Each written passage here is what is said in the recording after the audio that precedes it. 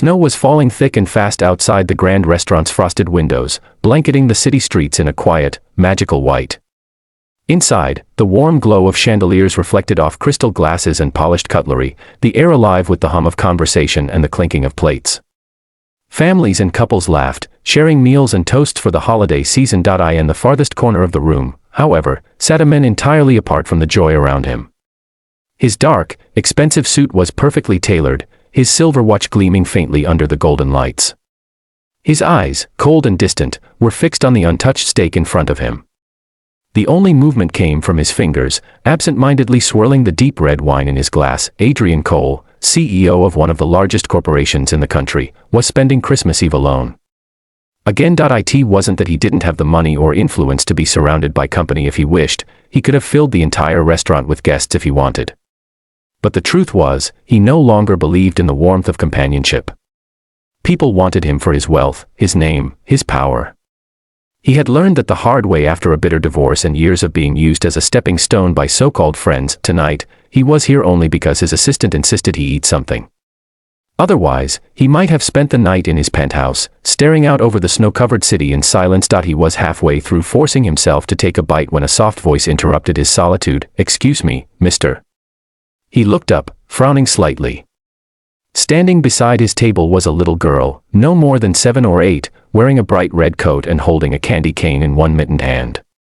Her big brown eyes blinked up at him, filled with an innocent curiosity that caught him off guard. "Yes," he said, his voice deeper and harsher than he intended. She didn't flinch. Instead, she smiled. "Do you want to have dinner with us?" Adrian's frown deepened. "Us?" She pointed to a table near the center of the restaurant, where a young woman sat. Her hair was tied in a loose bun, and she wore a simple green sweater. She had the same brown eyes as the little girl, and when their gazes met, she gave him an awkward, apologetic smile. "That's my mom," the little girl explained cheerfully. "She said it's Christmas, and no one should eat alone." Adrian hesitated. His first instinct was to refuse politely, or perhaps not so politely. But something in the girl's earnest face made it impossible to say no. "All right," he said finally, setting his napkin down. "Lead the way." The girl's face lit up like the Christmas tree in the corner of the restaurant. She practically skipped back to her table, and Adrian followed, his step slow, unsure why he was doing this at all. When he reached the table, the woman stood slightly. "I'm sorry if she bothered you," she said, her voice gentle yet cautious. "She can be persistent." "It's fine," Adrian replied, taking the empty seat across from her. "I'm Emily," she said. "And this is Lily." "Adrian," he replied simply. Lily grinned. "Hi, Adrian. Mom makes the best Christmas cookies in the world. You should try some later." He allowed the faintest of smiles to touch his lips. "We'll see." They began to talk. At first, the conversation was simple and awkward.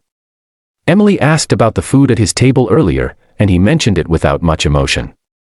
But as the minutes passed, Lily filled the silence with her stories about school, her favorite cartoons, and the snowman she'd built earlier that day. Against his own expectations, Adrian found himself relaxing. He noticed the way Emily listened to her daughter with patience and love, never interrupting, always smiling softly. She had the kind of warmth that seeped into a person's bones, the kind Adrian had almost forgotten existed. At some point, he realized that he was laughing, not the shallow, practiced laugh he used in boardrooms, but a real one. Emily seemed surprised when she heard it, and her eyes softened. By the time dessert arrived, Lily was leaning against him, proudly showing him the gingerbread men she had decorated. Emily apologized again for her daughter's boldness, but Adrian shook his head. "She's fine. Better company than most I've had lately." When the check came, Emily reached for her wallet, but Adrian placed his card on the tray before she could. "It's Christmas," he said simply. She hesitated, then smiled. "Thank you." As they left the restaurant together, snow still falling outside, Lily took one of Adrian's hands while holding her mother's with the other. They walked slowly down the street, the golden lights from the shop windows casting a soft glow around them. Adrian felt something stir in his chest, a warmth he hadn't felt in years. At the corner, Emily turned to him. "Well, thank you for joining us tonight. I know Lily can be persuasive."